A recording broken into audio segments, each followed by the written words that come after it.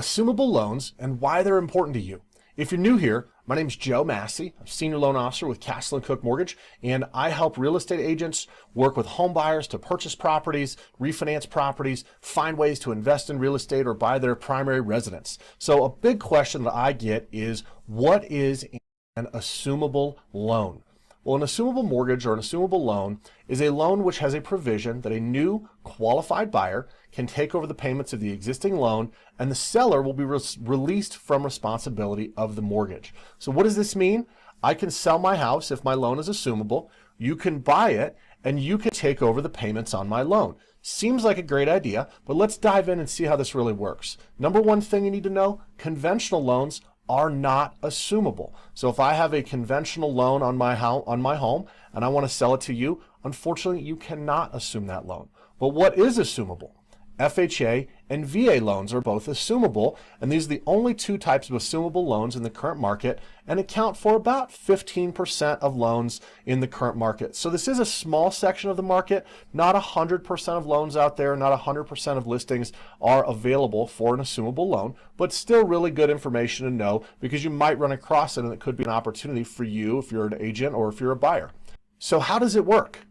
Well, for this example, let's say homeowner A has purchased a home in 2018 and they got an FHA loan with a minimum down payment.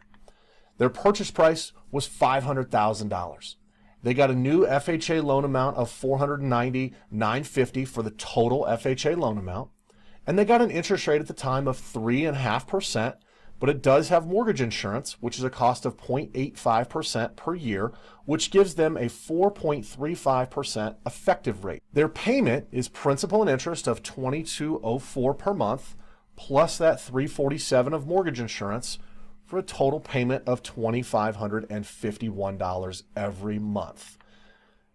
After 5 years, they want to sell their home. It's now 2023, and they say, you know what? We want to sell our home. We're going to set it up as an assumable loan, and homeowner B shows up and says, hey, I really want to buy your property and assume this mortgage.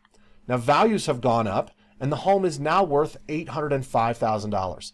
And a lot of people say, well, gosh, Joe, that's a really big jump in value. But that is actually the amount that homes have increased over the past 5 years in the Denver metro area. So you bought it for $500, now it's worth $805, and you've paid down the mortgage. You've been making principal payments every single month. So that's the basics of how it works. So now let's look at scenario number one, home buyer B assuming the mortgage of homeowner A. So homeowner A is going to call the existing servicer and gather all the paperwork for homeowner B to assume that existing loan. Homeowner B goes through all the paperwork and they purchase the property for $805,000.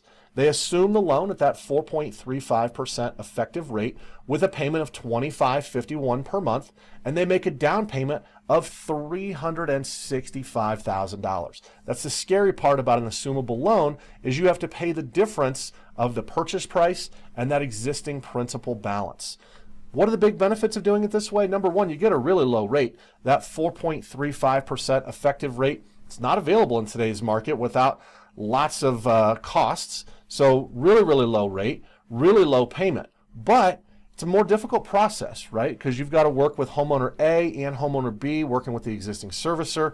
You need a very large down payment, $365,000. I think just about anybody can agree that that's a really big number, which is equivalent to 45% down, and that assumed loan has mortgage insurance. So part of that 4.35% effective rate is the monthly mortgage insurance. Many buyers out there are not in the position to put 45% down, especially if you're a first-time buyer. So what are some other options for assuming a mortgage? What about scenario number two? Let's assume the existing loan and get a fixed rate second mortgage. So homeowner B purchases the property for $805,000. They assume that first mortgage at 4.375 effective rate with a payment of $2,551. And then they get a fixed rate second to help with the down payment. And they can borrow up to 80% or $204,000, which is 80% of the existing value of the home, thus putting 20% down. So that down payment is this $161,000. So after the closing, they're going to have the payment on the first mortgage of $2,551 at that 4.35% effective rate. And the second mortgage for a fixed rate second is always going to be a quite much higher interest rate. As of today, 10.5% with costs, and the effective cost of it, 10.986 annual percentage rate over a 30-year term. Now keep in mind, interest rates change every day. They go up, they go down. You may or may not qualify for this. Obviously, call us to learn exactly what you can qualify for. But the total payment of $44.37 per month and a 6.45% blended rate between these two mortgages. So big benefits. They still have a very low first rate. However, they've got a difficult process with assuming a loan, and now they have two loans. All right, so they've got a first mortgage and a second mortgage. They have a much higher rate on that second mortgage. That's 10.986 effective rate, and you still have to have a large down payment of 20%, and that FHA loan still has mortgage insurance. So now scenario number 3, let's purchase with a new mortgage and just put 20% down. So in this case, we are not going to assume the existing FHA mortgage. We're just going to get a new loan, putting 20% down. So homeowner B gets a fixed rate mortgage of $644,000 up to 80% of the value of the home, and they put 20% down, the same $161,000 down payment. They're going to have a new payment on that mortgage of $39.65 at a current interest rate of 6.25%, but with costs, etc., it's going to be an effective rate of 6.512 APR. Again, remember, interest rates go up or down. Your interest rate might be different, could be different the day that you're watching this. Big benefits here. This is the normal mortgage process. You don't have to work with homeowner A. You don't have to work with the existing servicer. It's just a normal standard mortgage that you can close in 14 days, 21 days, 30 days, etc. You're getting a fixed rate, no mortgage insurance. This is the first option we've seen that does not have mortgage insurance. And look at this. You're getting a lower total payment than scenario number 2. However, there's some downsides. You do have a higher interest rate, and you still need to put 20% down in this scenario. Let's look at one more scenario and see if this one might make sense. Scenario number 4, purchase a new mortgage with 5% down. All right, a really common misconception out there is you have to have 20% down to buy a new property. Nothing could be further from the truth. We actually have options for 3% down, 3.5% down, 5%, even as low as $1,000 down. But what we're going to talk about today is a conventional purchase with 5% down. So they are not going to assume the existing FHA mortgage. They're going to get a new fixed rate mortgage of $764,000 up to 95% of the value of the home, putting 5% down, which is a total of $40,250. Now, how does this work out for monthly payment? They're going to have $48.33 for principal and interest, plus $267 a month for that monthly mortgage insurance, is a total of $5,100 a month at 6.5%.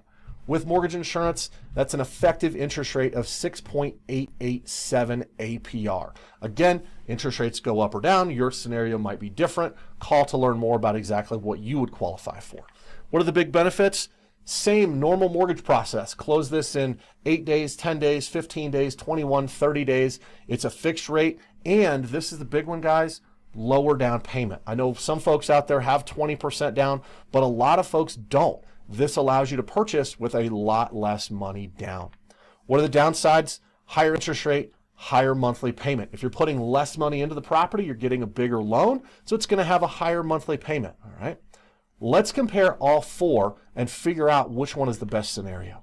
So comparing all 4 scenarios, what you see is scenario number 1, assuming the loan with 45% down, you're going to have a $440,000 loan amount, $365,000 down payment, $2,551 payment, and that effective interest rate of 4.375.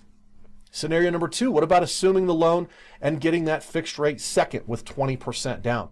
Now you're investing a lot less cash. You've got $161,000 down payment, $4,400 payment on the mortgage at an effective rate of 6.29%.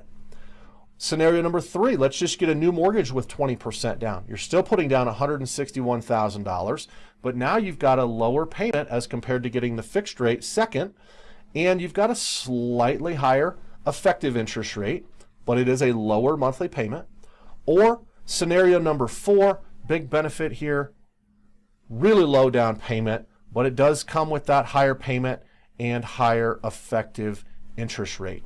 So let me ask you, which option should the buyer choose? They can get a lower effective rate, a lower payment, or a lower down payment, or a lower payment with 20% down. Which one's the best route? You know what? That is 100% up to the buyer. And the buyer should always consider their down payment, their effective rate, their monthly payment, their ability to qualify. The important point that I want to stress here, there is not one way to buy a home. There's not one particular route that you should always do. The important thing is look at all the scenarios and figure out what makes the most sense for you when you're buying a property. You want to learn more? Give me a phone call. Here at Castle & Cooke Mortgage, we offer conventional loans, FHA, VA, USDA, jumbo loans, investor cash flow loans. We can help you with a purchase, refinance on your primary residence, second home, investment properties, as well as home equity lines of credit, fixed rate, second mortgages, all sorts of options to help you purchase your new home. Make sure you follow us on Facebook, Instagram, LinkedIn, TikTok, and of course, scan the QR code to download our mortgage calculator application. You can actually even apply online using that mortgage calculator app. If you have questions, call, text, email, put a comment down below. Would love to chat and see how I can help you.